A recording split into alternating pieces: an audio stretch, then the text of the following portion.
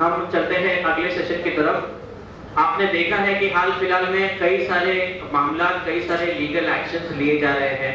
कई सारे हम देखते हैं कि हर महीना कई सारे इस्लामी बहनें जो है वो शादियां कर रही है किसी गैर मुसलमानों से। तो हम सोचते हैं कि क्या क्या चल रहा है। कई सारी जगहों पर मॉब लिंचिंग और कई सारी जगहों पर कई ऐसी चीजें हो जा रही है कि हमें लगता है कि मुसलमानों के खिलाफ ऐसा क्यों हो रहा है, हम लोगों को क्यों मारा जा रहा है। खैर महाराष्ट्र में अल्लाह का एहसान है कि महाराष्ट्र में उतने बुरे हालात नहीं हैं जब हम बंगाल, बिहार, यूपी या किसी और सी ग्रेड स्टेट से कंपेयर करें। तो फिर भी ह्यूमन राइट्स क्या होता है, हर धर्म के लिए, हर इंसान के लिए मानव अधिकार क्या होता है और कितना ज्यादा जरूरी है हमारा लीगल सेल हमारे मोहल्ले में एक्टिव होना। एक बात साफ बता दूं, जिस अंदाज से डॉक्टर जुबैर नदीम साहब ने बताया, और हम सबका एक फैमिली डॉक्टर होता है, इतना अच्छा डॉक्टर होता है कि हम उसको फैमिली का लक़ब दे देते हैं। हमारे घर की शादी, हमारे घर की दावतें, हमारे घर के एक एक राज उस डॉक्टर को मालूम होते हैं। हर एक का फैमिली डॉक्टर होता है। अब वक्त आ गया है कि हमारा फैमिली लॉयल भी रहे। हर एक का फैमिली लॉयल रहना उतना ही ज्यादा इंपॉर्टेंट है जितना हमारा फैमिली डॉक्टर है। आप जो भी खरीद फरोख्त करते हैं, आप जो भी रिश्ते लगाते हैं, आपका एनजीओ जो भी काम करता है, आपका मोहल्ला जो भी काम करता है, जो भी मुसीबतें मोहल्ले पे या मोहल्ले वालों पर आती है, सबसे पहले कोशिश करें कि आप एक लीगल एडवाइजर, एक अच्छा वकील, आपका एडवाइजर, आपका फैमिली लॉयर होना बहुत जरूरी है। मैं दावत दूंगा एडवोकेट अब्दुल कबीर चौधरी साहब को कि वो आए और ह्यूमन राइट सेल क्या है और किस अंदाज से लीगल सेल, हर एनजीओ के पास एक लीगल सेल, एक वकीलों की जमात होनी बहुत जरूरी है। आगे वक्त बद से बदतर होता चला जा रहा है, तो ह्यूमन राइट्स और लीगल सेल कैसे काम करेगा और एमएमएनए का कंट्रीब्यूशन क्या होगा, उसके बारे में बताने के लिए एडवोकेट अब्दुल कबीर साहब।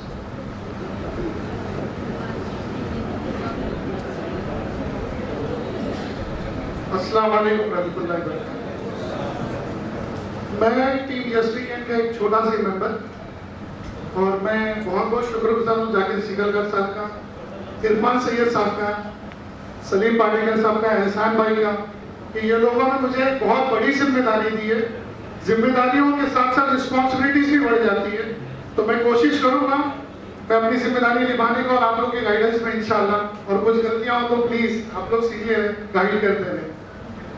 बहुत बहुत शुक्रिया आप सब लोगों का, अपना कीमती वक्त संडे के दिन काफी दूर दूर से लोग आए ये समझने के लिए कि महाराष्ट्र माइनॉरिटी एनजीओ फोरम किस तरह काम कर रहा है। ये पहला रीजनल कॉन्फ्रेंस है, 5 अलग अलग रीजन से लोग अपना कीमती वक्त संडे का दिन, बहुत बहुत शुक्रिया आप लोगों को। और इतनी देर तक बैठना, हम जैसे स्पीकर्स को सुनना, जज़ाकल्लाह खैर, हमसे बेहतर काम करते, तो आप सबके लिए तालियां होना चाहिए। मुझे एक टॉपिक दिया गया है, ऐसा है जैसे मैं एक एडवोकेट हूं तो जाहिर सी बात है प्रोफेशनली मेरा ऐसा है, ह्यूमन राइट्स और लीगल सेल। अब ये दो अलग अलग चीजें, ये भी समझना है।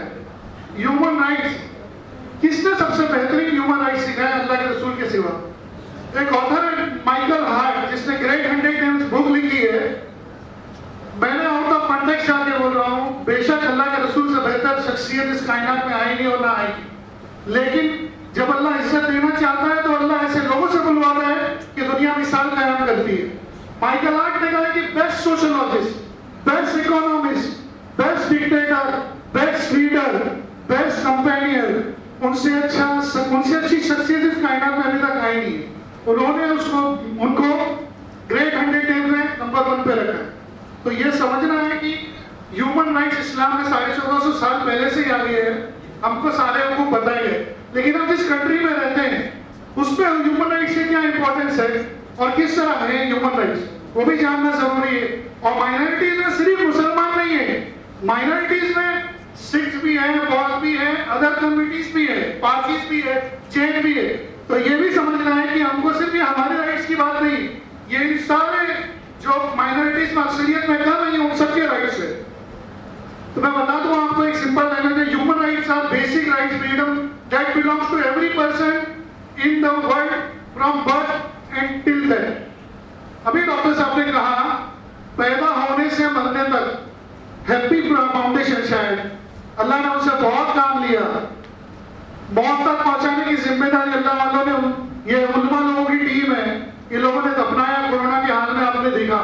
तो मुसलमान हर जगह खड़ा है, पैदा होने से लेकर लोगों को मौत के उनके आखिरी लम्हे तक पहुंचाने तक। इसमें कुछ चीजें समझने की क्या है, ये तो they cannot be taken away, although they can sometimes be restricted. Example, ये किसी से भी नहीं लिया जा सकता, ये हर आदमी, हर इंसान का ये बेसिक अधिकार जो पैदा हुआ है उसकी मौत तक का, कि वो बेसिक राइट ऑफ फ्रीडम उसको हक है उसका। लेकिन जो लोग प्रिजनर्स है, अब प्रिजनर है जिसके ऊपर कन्विक्शन हुआ है, जिसको सजा हुई है 5 साल की, क्या वो आम लोगों की तरह घूम सकता है? नहीं ना, उसको तो कन्विक्शन पूरा करने के बाद ही, कोर्ट की सारी कन्विक्शन पूरी होने के बाद ही वो घूम सकता है। उसी तरह अगर नेशनल सिक्योरिटी का कोई इशू है, आप लोगों ने गुंतमामा जेल के बारे में सुना होगा, 9/11 के हमले के बारे में सुना है कि नहीं? ह्यूमन राइट वायलेशन काफी सारा हुआ, लेकिन कोई ह्यूमन राइट कमीशन उस पर काम नहीं कर पाई, क्योंकि नेशनल सिक्योरिटी का इशू था। यहां तक कि जब जॉर्ज बुश प्रेसिडेंट थे तो उन्होंने कहा कि हम ये जेल बंद कर देंगे। उसके बाद ओबामा ने कहा, और उसने एग्रीमेंट साइन किया अपने फर्स्ट ईयर के टर्म में, कि मैं 1 साल के अंदर इस जेल को बंद कर दूंगा। लेकिन जाते जाते 8 साल में उसने ये लिखा, it was my worst decision that I had not able to take and complete my commitment regarding the closing of Guantanamo jail. तो ये समझना पड़ेगा। और जॉय बिडेन ने भी कहा है कि मैं चाहता हूं कि ये जेल में हो, लेकिन नेशनल सिक्योरिटीज का इश्यूज बोल के आज भी लोगों को तशद्दुद दिया जा रहा है, और 40 लोग आज भी उस जेल में हैं। तो जहां नेशनल सिक्योरिटी की बात आती है, वहां कोई ह्यूमन राइट्स नहीं है, ये समझना पड़ेगा हमको। बकोका हो जाए या फिर हमारी कंट्री में सिडेशन के केसेस आप लोग देख रहे हैं, आए दिन लग रहे हैं, तो ये चीजें समझनी पड़ेगी। इसी के साथ साथ काइंड ऑफ ह्यूमन राइट्स क्या है, सिविल एंड पॉलिटिकल राइट्स, जो हमारे सिविल राइट्स है, पॉलिटिकल राइट्स है, right liberty, right to privacy, right to freedom for culture inhuman treatment, economic and social rights, food cloth and shelter, roti kapda and मकान। Example में social rights क्या है भाई, हर आदमी उसको खाना कपड़ा और घर होना चाहिए, इसी पे काम हो रहा है। Collective rights, self determination, right of peace and development, universal declaration of human right. यह पहला ह्यूमन राइट कमीशन बना यूनिवर्सली 1948 में। Justice Arvind Mishra chairman person है, जिसको अभी 2021 में बनाया गया। 1.5 साल से नेशनल ह्यूमन राइट कमीशन खाली था इंडिया का। 12 अक्टूबर 1993 में नेशनल ह्यूमन राइट कमीशन बनाया गया। स्टैट्यूटरी बॉडी है, it is not a constitution body. Statutory body है जो पार्लियामेंट में पारित करके जो बिल लाया जाता है उसके तहत बनाया गया 1993 12 अक्टूबर को।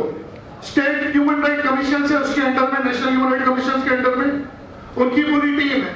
मैं चाह रहा हूँ सिर्फ ह्यूमन राइट्स के बारे में बात करके मसला हल होने वाला नहीं है। आप लोग आए हो, वकील बिगर पैसे लिए सलाह देते नहीं, हम लोग फीस चार्ज करते हैं। और सही बात है, आप लोग कोई प्रॉपर्टी खरीदते हो, कहीं इन्वेस्ट करते हो, 10 लाख, 5 लाख, 2 लाख, 1 लाख, उसको सिक्योर करने के लिए एडवोकेट हायर नहीं करते हो।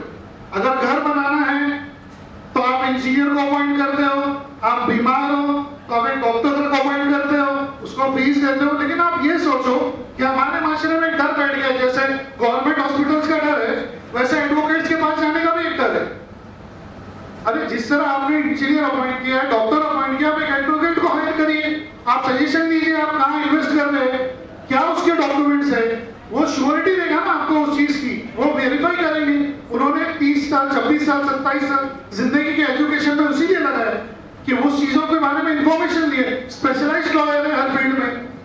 आप अपना 10 लाख, 5 लाख रुपया सेव करने के लिए 2-5 हजार नहीं बना खर्चा कर सकते। करना जरूरी है कि नहीं? बाद में क्या होता है, चीट होते हैं। जैसे अभी बहुत सारे फंडिंग्स है, चीट फंड्स है, हुए अभी आप देख रहे हैं। तो ये हम लोगों की मिस्टेक्स है, हम नहीं समझते, बड़ा नुकसान करते हैं छोटे इन्वेस्टमेंट के चक्कर कि भाई छोटा 2-5 हजार बचा लेंगे और बड़े नुकसान में चले जाएंगे। मैं जा रहा हूँ कि अभी आप लोग आए तो 2000 चीजें मैं बता दूं। 498 से कोई परेशानी की नहीं, यहाँ पे बैठे हुए लोगों में किसी पे तो हुआ रहेगा, नॉलेज में तो हो गई, किसी के घर में अनकरीब। 498 एक बहुत कॉमन बीमारी हो गई डोमेस्टिक वायलेंस की। सेक्शन 4 डोमेस्टिक वायलेंस एक्ट के थे तो 498 के थे। एक स्पेशल जजमेंट पास हुआ था 2006 में। Arvind Kumar vice state of Bihar, जब से एफआईआर कम हो गई, सुप्रीम कोर्ट ने ऑब्जर्वेशन लिया है उस केस में कि कोई भी एफआईआर करने से पहले पुलिस कुछ चीजों को संज्ञान में ले।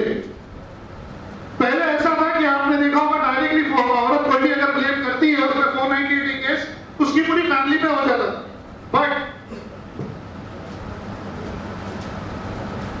जब से Ernest Kumar state of Bihar, जब से ये जजमेंट आया है, स्पेशल कमीशन बनाया गया है हर डिस्ट्रिक्ट में। महाराष्ट्र में वुमेन्स सेल है हर डिस्ट्रिक्ट के कमिश्नर ऑफिस में। अगर किसी को भी कंप्लेन है तो वो कंप्लेन करें, वो काउंसलिंग करते हैं, वो देखते हैं काउंसलिंग में कि ये दोनों फैमिलीज में म्यूचुअल अंडरस्टैंडिंग से अगर रहना चाहते हैं तो जिंदगी गुजारने का मौका दें। कोशिश करके काउंसलिंग करके ज्यादातर मैटर वही हल हो जाते हैं। प्रॉब्लम क्या है कि वहां तक हमको जाना नहीं है। हम सोचते हैं कि कोई पुलिस वाला मिल जाए, 10-20 हजार दे दे, गुना दाखिल हो जाएगा। गुना दाखिल होने के बाद 498 में लड़की के घर वालों को क्या मिलता है? वही ट्रायल की प्रोसीडिंग चालू होगी, 3 साल 4 साल कोर्ट के चक्कर खाना। वो तो बेल लेके आ जाएगा कितने दिन में, 8 दिन 10 दिन में। लेकिन उस बच्ची की लाइफ, कोई भी कम्युनिटी से बिलोंग करते हो, उस फैमिली को भी तो ट्रायल की प्रोसीडिंग में जाना है, विटनेसेस हैं, प्रोसीडिंग है, फॉलो अप तो लेना ही है ना। अगर काउंसलिंग करके उस मसले का हल किया जा सकता है तो क्यों नहीं करते हैं हम लोग? क्यों नहीं एडवोकेट्स के पास जाते हैं, वो लोग भी काउंसलिंग करते हैं, क्यों हायर नहीं करते? अपने मसलों को पहले समझिए क्यों है ये मसला। और किसी पे कोई बाइट नहीं करता। अगर किसी को किसी के साथ नहीं रहना है तो कोई जबरदस्ती नहीं कर सकता है। इंडिविजुअल लाइफ है। दुनिया में वाहिद एक रिलीजन इस्लाम है, अल्लाह का एहसान है, जिसमें औरत को हक दिया गया है कि वो खुला ले सकती है, डिवोर्स ले सकती है, बाय कंसेंट और विदाउट कंसेंट। निकाह फर्ज के अगर वो उसके शौहर ने उसको कंसेंट नहीं दिया तो भी वो डाइवोर्स ले सकती है। मालूमात की कमी नहीं होने की वजह से हम लोग पहुंचते नहीं है। ये किसकी गलती है? उलमाए दीन इस पे बात करने से घबराते हैं। अरे भाई, अल्लाह ने फरमाया जायज अमल है, अल्लाह को नापसंद है, या हराम है क्या? शराब पीने जैसा है क्या? अरे किसी की लाइफ है, कोई किसी को बांधी या गुलाम बना के नहीं रख सकता है। वो इंडिविजुअल है, वो लड़की को नहीं रहना है तो जबरदस्ती करना चाहिए। अगर आपको भी नहीं रहना है तो क्यों किसी को फोर्सफुली रख रहे हो? तो ये सारी चीजें समझनी पड़ेगी।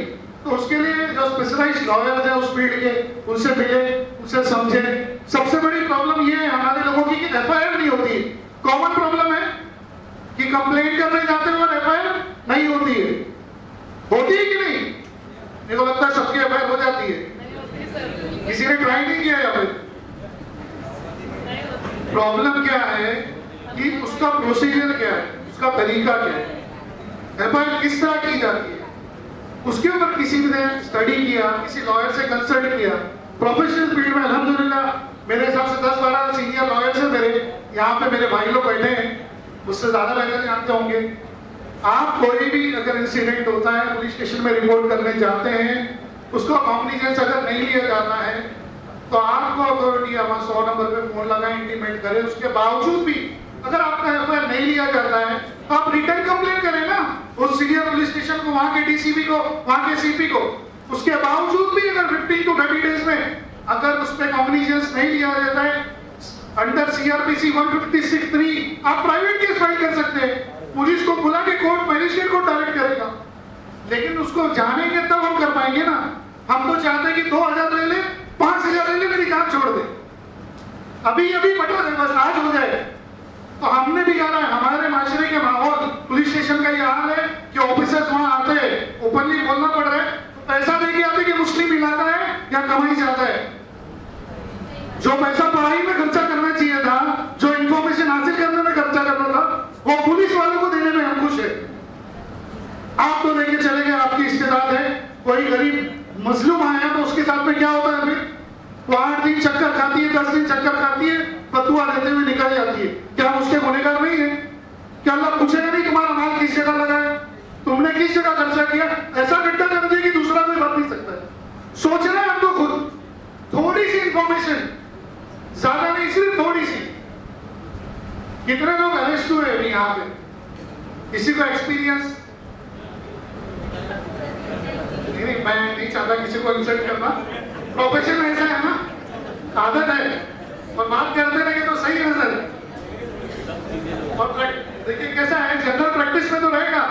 अभी नहीं हुए लेकिन अरेस्ट होने का इरादा कर लो आप। मैं कानून बताऊंगा फिर आगे सेफ होने का।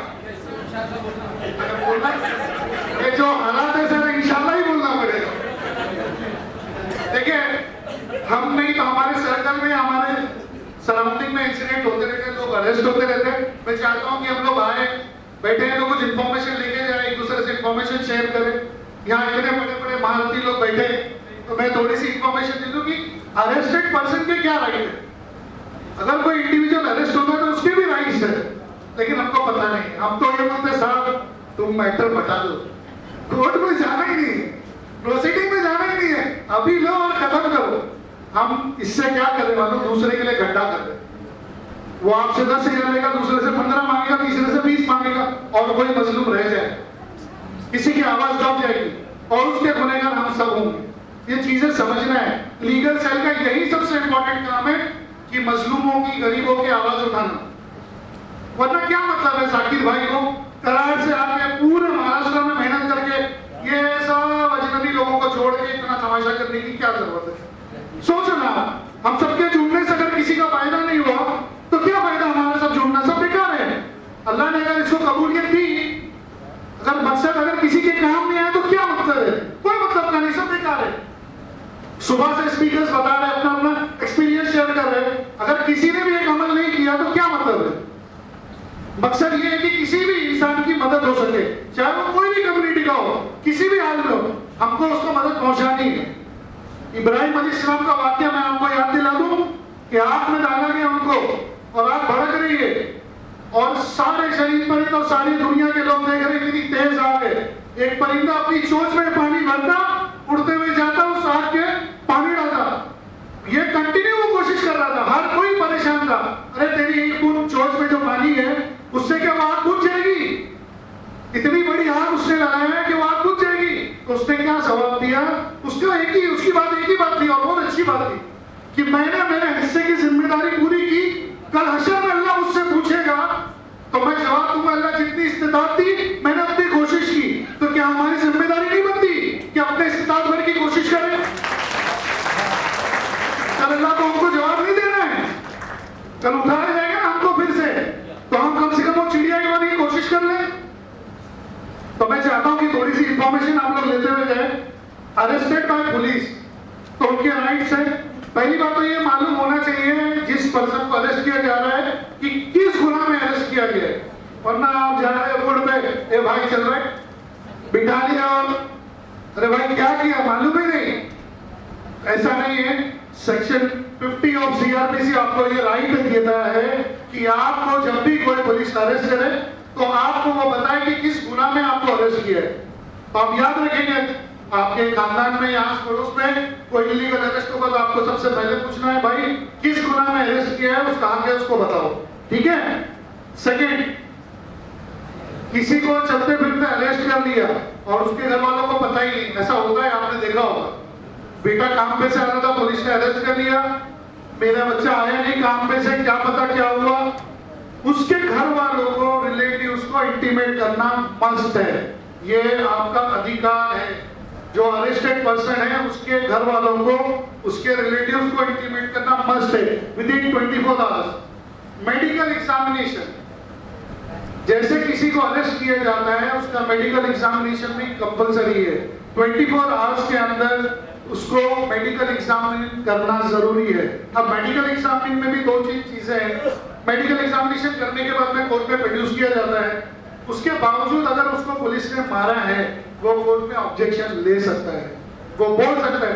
आपने देखा होगा अगर कोर्ट गए होंगे तो पुलिस पूछती है, पुलिस का विरुद्ध काय तकरार आहे काय, कोई कंप्लेन है आपकी पुलिस के खिलाफ?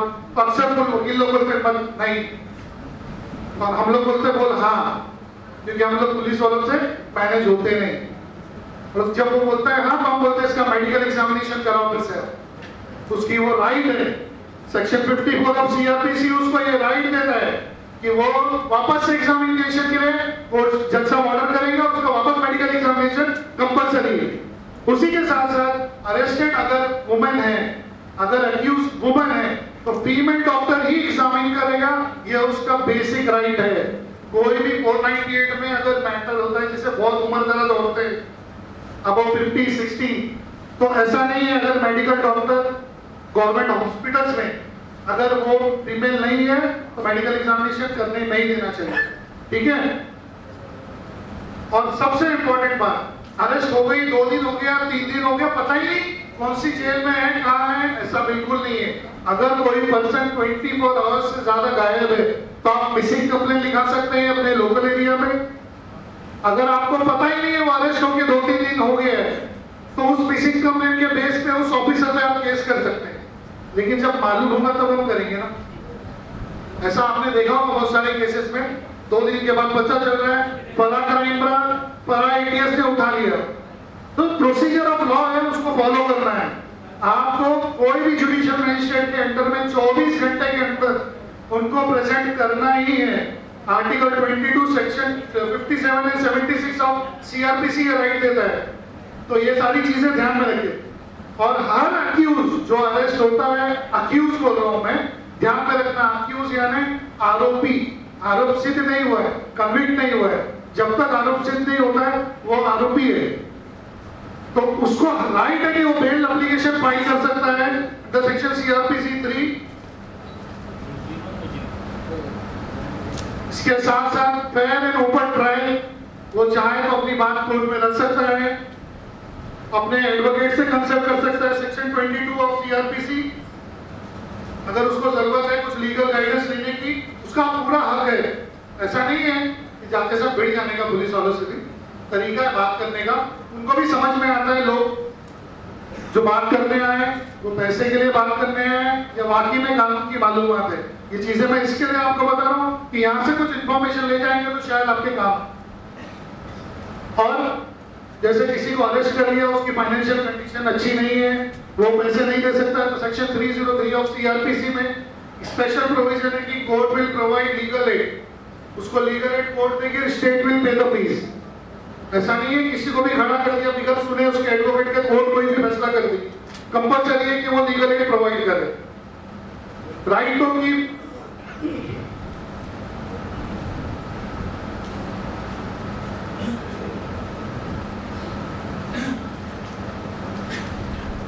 और जब ट्रायल की प्रोसीडिंग चलती है तो जैसे एविडेंस जमा करती है, पुलिस की आदत होती है अक्सर कि मैंने आपको पकड़ा उमरा पुलिस स्टेशन में, उमरा स्टेशन पे, और अरेस्ट दिखाया मैंने आपको थाना स्टेशन पे।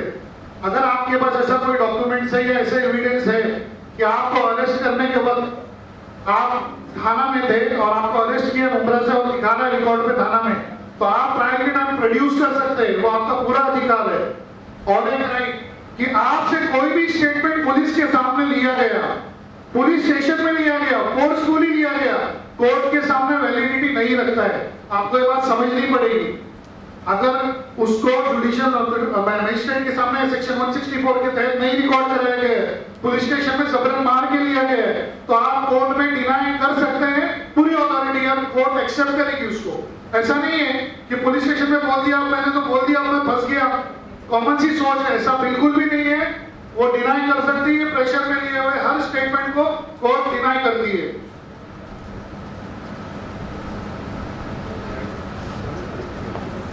जब अरेस्ट करने आते हैं ऑफिसर्स, अक्सर एक चीज ध्यान में रखिए कि उनका नाम, उनका डेजिग्नेशन और कौन से पोस्ट पे है वो देखना बहुत जरूरी है। आपका हक बनता है, आप पूछ सकते हो। फीमेल ऑफिसर्स फीमेल को अरेस्ट करेगी, फीमेल ही ट्रीट करना चाहिए, बहुत सारी चीजें। अरेस्ट का टाइमिंग भी अलग है। अगर आप जेल कस्टडी में हैं या फिर आप जुडिशियल कस्टडी में या रिमांड में हैं तो आपको मेडिकली और सेफ रखना उनका काम है। कोई भी बीमारी हो या आपकी तबीयत खराब हो तो ये उसके राइट्स हैं कि वो आपको अक्यूज को लोकल हॉस्पिटल में लेके जाए गवर्नमेंट के। ये कुछ चीजें आपको ध्यान में रखना है कि अगर आपके यहाँ कोई अरेस्ट होता है तो उसको किस तरह से आप सिक्योर कर सकते हैं। उसमें से कुछ चीजें आपने कभी ट्राई किया है किसी ने?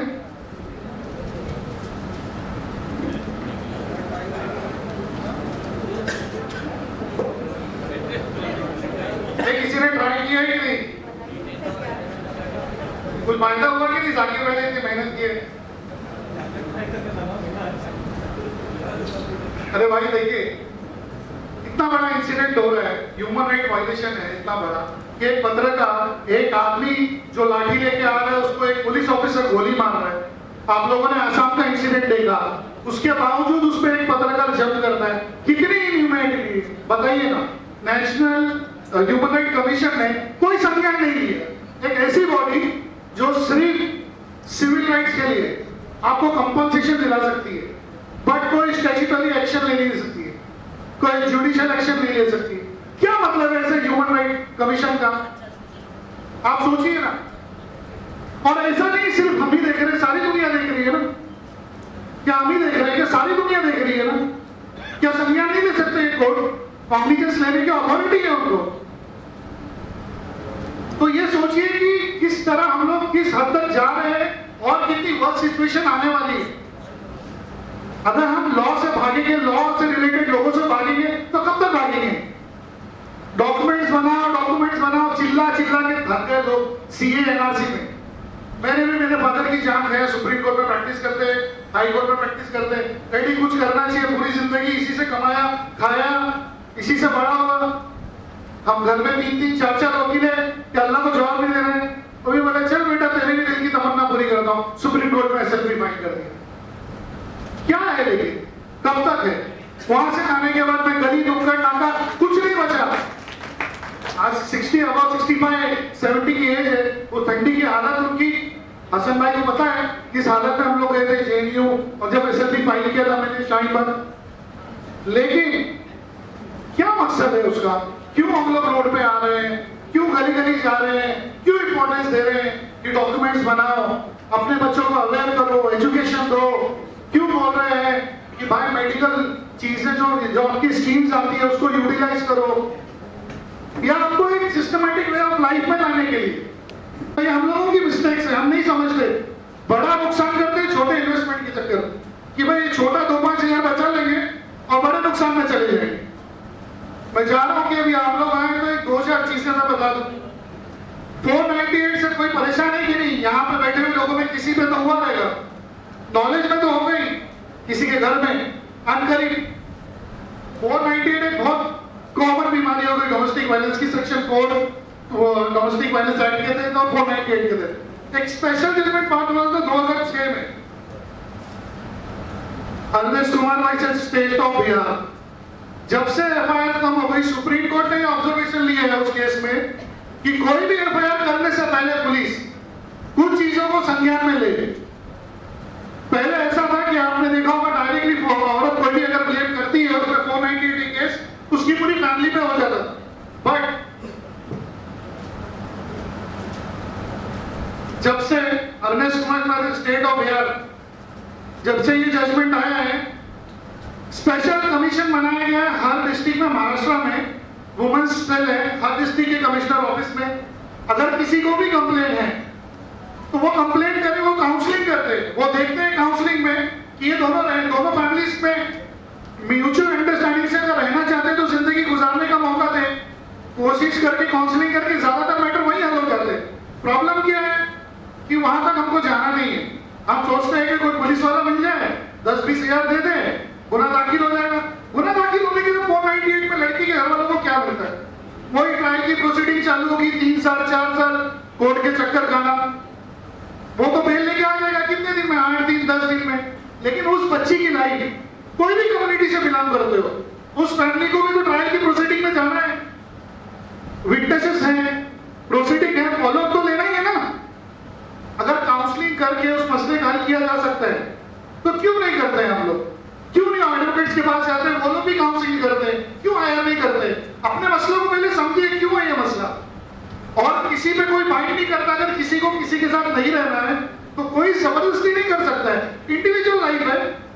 दुनिया में वाहिद एक रिलीजन इस्लाम है, अल्लाह का एहसान है, जिसमें औरत को हक दिया गया है कि वो खुला ले सकती है, डिवोर्स ले सकती है, बाय कंसेंट और विदाउट कंसेंट। निकाह फर्ज के अगर वो उसके शौहर ने उसको कंसेंट नहीं दिया तो भी वो डिवोर्स ले सकती है।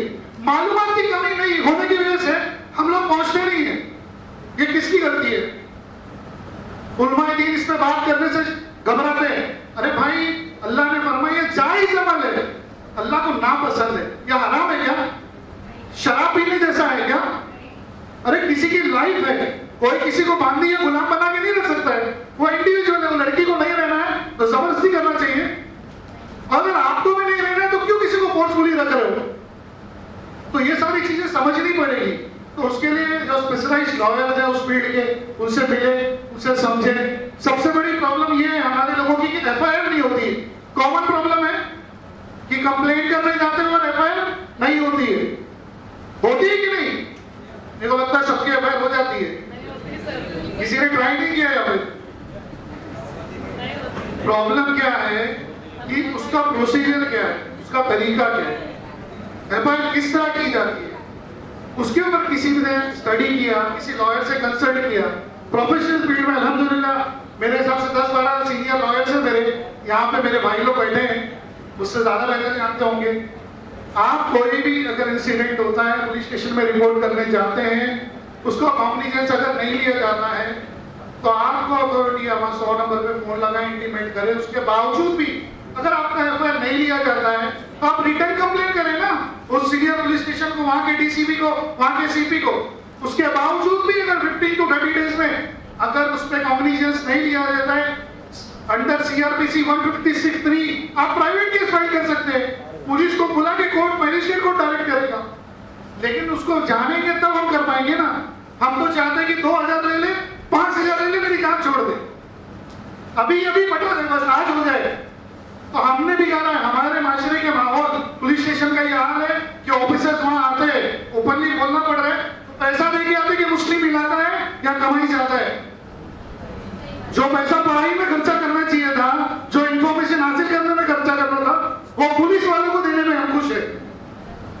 आप तो देखे चले गए, आपकी इस्तेदाद है, कोई गरीब मजलूम आया तो उसके साथ में क्या होता है? फिर वो 8 दिन चक्कर खाती है, 10 दिन चक्कर खाती है, फतवा देते हुए निकल जाती है। क्या उसके गुनहगार नहीं है? क्या अल्लाह पूछेगा नहीं तुम्हारा माल किस जगह लगा है, तुमने किस जगह खर्चा किया? ऐसा गड्ढा कर दिया कि दूसरा कोई बच नहीं सकता है। सोचना है हमको खुद, थोड़ी सी इंफॉर्मेशन, ज्यादा नहीं, सिर्फ थोड़ी सी। कितने लोग अरेस्ट हुए अभी यहाँ पे? किसी को एक्सपीरियंस? नहीं, मैं नहीं चाहता किसी को इंसल्ट करना, प्रोफेशन ऐसा है ना, आदत है, और बात करते रहे तो सही है सर। और देखिए कैसा है, जनरल प्रैक्टिस में तो रहेगा, अभी नहीं हुए लेकिन अरेस्ट होने का इरादा कर लो। मैं कानून बताऊंगा फिर आगे सेफ होने का। अगर बोलना ये जो हालात है सर, इंशाल्लाह ही बोलना पड़ेगा। देखिए हम नहीं तो हमारे सर्कल में, हमारे सराउंडिंग में इंसिडेंट होते रहते हैं, लोग अरेस्ट होते रहते हैं। मैं चाहता हूँ कि हम लोग आए, बैठे हैं तो कुछ इन्फॉर्मेशन लेके जाए, एक दूसरे से इन्फॉर्मेशन शेयर करें। यहाँ इतने बड़े बड़े महारथी लोग बैठे हैं, तो मैं थोड़ी सी इन्फॉर्मेशन दे दूँ कि अरेस्टेड पर्सन के क्या राइट है। अगर कोई इंडिविजुअल अरेस्ट होता है तो उसके भी राइट्स है, लेकिन हमको पता नहीं। हम तो ये बोलते साहब तुम मैटर बता दो, कोर्ट में जाना ही नहीं है, प्रोसीडिंग में जाना ही नहीं है, अभी लो और खत्म करो। हम इससे क्या करें मानो, दूसरे के लिए गड्ढा कर रहे।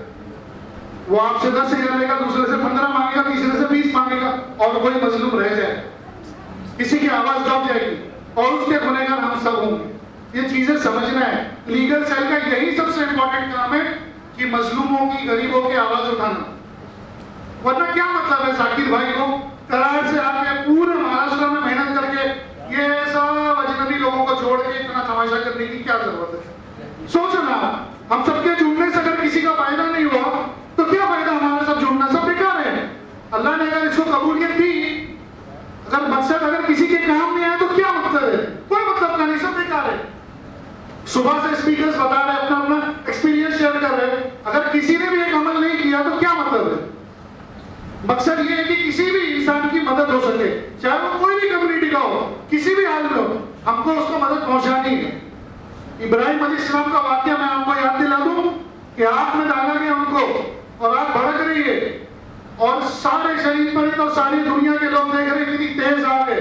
एक परिंदा अपनी चोंच में पानी भरता, उड़ते हुए जाता, उस आग के पानी डालता, ये कंटिन्यू वो कोशिश कर रहा था, हर कोई परेशान था। अरे तेरी एक बूंद चोंच में जो पानी है उससे क्या आग बुझ जाएगी? इतनी बड़ी आग उसने लगाया है कि वो आग बुझ जाएगी। तो उसने क्या जवाब दिया? उसका उसकी बात एक ही बात थी, और बहुत अच्छी बात थी कि मैंने मेरे हिस्से की जिम्मेदारी पूरी की, कल हशर में अल्लाह मुझसे पूछेगा तो मैं जवाब दूंगा, अल्लाह जितनी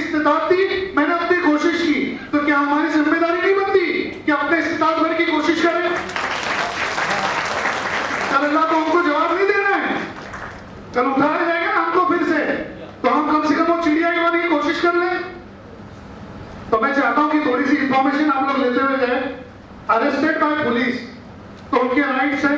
पहली बात तो ये मालूम होना चाहिए जिस पर्सन को अरेस्ट किया जा रहा है कि किस गुनाह में अरेस्ट किया गया है, वरना आप जा रहे हैं फुट पे, ए भाई चल रहे बिठा लिया और अरे भाई क्या किया मालूम ही नहीं। ऐसा नहीं है। सेक्शन 50 ऑफ सीआरपीसी आपको ये राइट देता है कि आपको जब भी कोई पुलिस अरेस्ट करे तो आपको वो बताए कि किस गुनाह में आपको अरेस्ट किया है। तो आप याद रखेंगे, आपके खानदान में या आस पड़ोस में कोई इलीगल अरेस्ट होगा तो आपको सबसे पहले पूछना है भाई किस गुनाह में अरेस्ट किया है, उस कहां के उसको बताओ, ठीक है। सेकंड, किसी को चलते फिरते अरेस्ट कर लिया और उसके घर वालों को पता ही नहीं, ऐसा होता है, आपने देखा होगा। बेटा काम पे से आ रहा था, पुलिस ने अरेस्ट कर लिया, मेरा बच्चा आया नहीं काम पे से, क्या पता क्या हुआ। उसके घर वालों को, रिलेटिव्स को इंटीमेट करना मस्ट है, ये आपका अधिकार है। जो अरेस्टेड पर्सन है उसके घर वालों को, उसके रिलेटिव्स को इंटीमेट करना मस्ट है विदिन 24 आवर्स। मेडिकल एग्जामिनेशन, जैसे किसी को अरेस्ट किया जाता है उसका मेडिकल एग्जामिनेशन भी कंपलसरी है। 24 आवर्स के अंदर उसको मेडिकल एग्जामिनेशन करना जरूरी है। अब मेडिकल एग्जामिनेशन में भी दो चीजें हैं। मेडिकल एग्जामिनेशन करने के बाद में कोर्ट में प्रोड्यूस किया जाता है, उसके बावजूद अगर उसको पुलिस ने मारा है वो कोर्ट में ऑब्जेक्शन ले सकता है, वो बोल सकता है। आपने देखा होगा अगर कोर्ट गए होंगे तो पुलिस पूछती है, पुलिस का विरुद्ध काय तकरार आहे काय, कोई कंप्लेन है आपकी पुलिस के खिलाफ। अक्सर वकील लोग बोलते मत नहीं, और हम लोग बोलते बोल हाँ, क्योंकि हम लोग पुलिस वालों से मैनेज होते नहीं। और जब वो बोलता है हाँ तो हम बोलते हैं इसका मेडिकल एग्जामिनेशन कराओ फिर से, उसकी वो राइट है। सेक्शन 54 ऑफ सीआरपीसी उसको ये राइट देता है कि वो वापस से एग्जामिनेशन के लिए वो जज साहब ऑर्डर करेंगे और उसका वापस मेडिकल एग्जामिनेशन कंपलसरी है। उसी के साथ साथ अरेस्टेड अगर वुमेन है, अगर अक्यूज वुमेन है तो फीमेल डॉक्टर ही एग्जामिन करेगा, ये उसका बेसिक राइट है। कोई भी 498 में अगर मैटर होता है जिसे बहुत उम्र दराज औरतें अब 50-60, तो ऐसा नहीं है अगर मेडिकल डॉक्टर गवर्नमेंट हॉस्पिटल्स में अगर वो फीमेल नहीं है तो मेडिकल एग्जामिनेशन करने नहीं देना चाहिए, ठीक है। और सबसे इंपॉर्टेंट बात, अरेस्ट हो गई 2 दिन हो गया 3 दिन हो गया, पता ही नहीं कौन सी जेल में है कहाँ है, ऐसा बिल्कुल नहीं है। अगर कोई पर्सन 24 आवर्स से ज्यादा गायब है तो आप मिसिंग कंप्लेंट लिखा सकते हैं अपने लोकल एरिया में। अगर आपको पता ही नहीं है वो अरेस्ट होके 2-3 दिन हो गए हैं तो उस मिसिंग कंप्लेंट के बेस पे उस ऑफिसर पे आप केस कर सकते हैं, लेकिन जब मालूम होगा तब हम करेंगे ना। ऐसा आपने देखा होगा बहुत सारे केसेस में 2 दिन के बाद पता चल रहा है फला क्राइम ब्रांच, फला एटीएस ने उठा लिया। तो प्रोसीजर ऑफ लॉ है, उसको फॉलो करना है। आपको कोई भी जुडिशियल मजिस्ट्रेट के अंडर में 24 घंटे के अंदर उनको प्रेजेंट करना ही है। Article 22 section 57 and 76 of CrPC ये राइट देता है। तो ये सारी चीजें ध्यान में रखिए। और हर अक्यूज जो अरेस्ट होता है, अक्यूज बोल रहा हूं मैं, ध्यान में रखना, अक्यूज यानी आरोपी, आरोप सिद्ध नहीं हुआ है, कन्विक्ट नहीं हुआ है, जब तक आरोप सिद्ध नहीं होता है वो आरोपी है। तो उसको राइट है कि वो बेल एप्लीकेशन फाइल कर सकता है द सेक्शन सीआरपीसी 3। इसके साथ साथ फेयर एंड ओपन ट्रायल, वो चाहे तो अपनी बात कोर्ट में रख सकता है, अपने एडवोकेट से कंसल्ट कर सकता है। सेक्शन 22 ऑफ सीआरपीसी, अगर उसको जरूरत है कुछ लीगल गाइडेंस लेने की, उसका पूरा हक है। ऐसा नहीं है कि जाते सब भिड़ जाने का, पुलिस वालों से भी तरीका है बात करने का, उनको भी समझ में आता है लोग जो बात करने आए वो पैसे के लिए बात करने आए या वाकई में कानून की मालूमात है। ये चीजें मैं इसके लिए आपको बता रहा हूँ कि यहाँ से कुछ इंफॉर्मेशन ले जाएंगे तो शायद आपके काम। और जैसे किसी को अरेस्ट कर लिया, उसकी फाइनेंशियल कंडीशन अच्छी नहीं है, वो पैसे नहीं दे सकता, तो सेक्शन 303 ऑफ सीआरपीसी में स्पेशल प्रोविजन है कि court will provide legal aid, उसको लीगल एड कोर्ट देगी, state will pay the fees. ऐसा नहीं है किसी को भी खड़ा कर दिया बिगर सुने उसके एडवोकेट के, कोर्ट कोई भी फैसला कर दी, कंपलसरी है कि वो लीगल एड प्रोवाइड करे। राइट टू कीप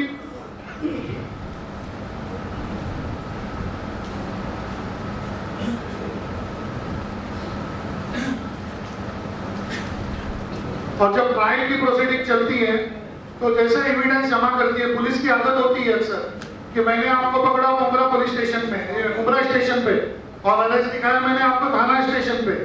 अगर आपके पास ऐसा कोई डॉक्यूमेंट्स है या ऐसे एविडेंस है कि आपको अरेस्ट करने के वक्त आप थाना में थे और आपको अरेस्ट किया उमरा से और दिखा रहा है रिकॉर्ड पे थाना में, तो आप ट्रायल के टाइम प्रोड्यूस कर सकते हैं, वो आपका पूरा अधिकार है। और एक राइट कि आपसे कोई भी स्टेटमेंट पुलिस के सामने लिया गया, पुलिस स्टेशन में लिया गया, फोर्सफुली लिया गया, कोर्ट के सामने वैलिडिटी नहीं रखता है। आपको ये बात समझनी पड़ेगी। अगर उसको जुडिशियल मजिस्ट्रेट के सामने सेक्शन 164 के तहत नहीं रिकॉर्ड कराया गया है, पुलिस स्टेशन में जबरन मार के लिया गया है, तो आप कोर्ट में डिनाई कर सकते हैं, पूरी अथॉरिटी है, कोर्ट एक्सेप्ट करेगी उसको। ऐसा नहीं है कि पुलिस स्टेशन में बोल दिया, मैंने तो बोल दिया, मैं फंस गया, कॉमन सी सोच है, ऐसा बिल्कुल भी नहीं है। वो डिनाई कर सकती है, प्रेशर में लिए हुए हर स्टेटमेंट को कोर्ट डिनाई करती है।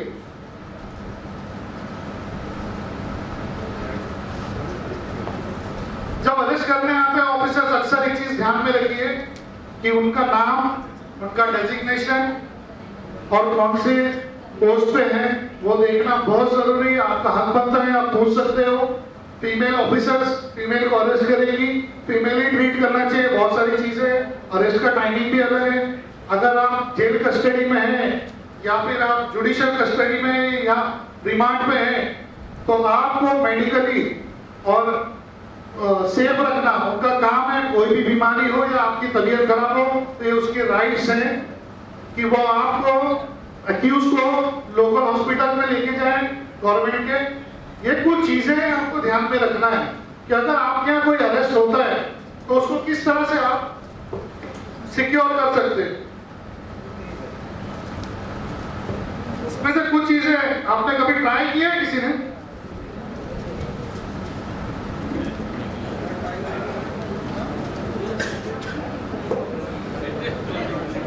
किसी ने ट्राई किया है कि नहीं? कुछ फायदा हुआ कि नहीं? जाकिर भाई ने इतनी मेहनत की है। अरे भाई देखिए, इतना बड़ा इंसिडेंट हो रहा है, ह्यूमन राइट वायलेशन है इतना बड़ा कि एक पत्रकार, एक आदमी जो लाठी लेके आ रहा है उसको एक पुलिस ऑफिसर गोली मार रहा है। आप लोगों ने आसाम का इंसिडेंट देखा, उसके बावजूद उस पर एक पत्रकार जंप करता है। कितनी इनह्यूमैनिटी बताइए ना। नेशनल ह्यूमन राइट कमीशन ने कोई संज्ञान नहीं लिया। एक ऐसी बॉडी जो सिर्फ सिविल राइट्स के लिए आपको कंपनसेशन दिला सकती है, बट कोई स्टैट्यूटरी एक्शन नहीं ले सकती है, कोई जुडिशियल एक्शन नहीं ले सकती है। क्या मतलब है ऐसे ह्यूमन राइट कमीशन का? आप सोचिए ना। और ऐसा नहीं सिर्फ हम ही देख रहे हैं, सारी दुनिया देख रही है ना। क्या हम ही देख रहे हैं? क्या सारी दुनिया देख रही है ना? क्या संज्ञान नहीं ले सकते कोर्ट? कॉग्निजेंस लेने की अथॉरिटी है उनको। तो ये सोचिए कि किस तरह हम लोग किस हद तक जा रहे हैं और कितनी वर्स्ट सिचुएशन आने वाली है। अगर हम लॉ से भागेंगे, लॉ से रिलेटेड लोगों से भागेंगे तो कब तक भागेंगे? डॉक्यूमेंट्स बनाओ, चिल्ला के थक गए लोग सीए एनआरसी में। मैंने भी मेरे फादर की जान है, सुप्रीम कोर्ट में प्रैक्टिस करते, हाई कोर्ट में प्रैक्टिस करते, कहीं कुछ करना चाहिए, पूरी जिंदगी इसी से कमाया खाया, इसी से बड़ा हुआ। हम घर में 3-3, 4-4 वकील है कि अल्लाह को जवाब नहीं दे रहे हैं।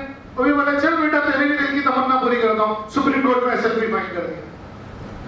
क्या है लेकिन कब तक है? वहां से आने के बाद में गली नुक्कड़ नाका कुछ नहीं बचा। आज 60 अबव 65 70 की एज है, वो ठंडी की हालत उनकी, हसन भाई को पता है किस हालत में हम लोग गए थे जेएनयू, और जब एसएलपी फाइल किया था मैंने टाइम पर। लेकिन क्या मकसद है उसका? क्यों हम लोग रोड पे आ रहे हैं? क्यों गली गली जा रहे हैं? क्यों इंपॉर्टेंस दे रहे हैं कि डॉक्यूमेंट्स बनाओ, अपने बच्चों को अवेयर करो, एजुकेशन दो? क्यों बोल रहे हैं कि भाई मेडिकल चीजें जो आपकी स्कीम्स आती है उसको यूटिलाइज करो, या आपको एक सिस्टमैटिक वे ऑफ लाइफ में लाने के लिए?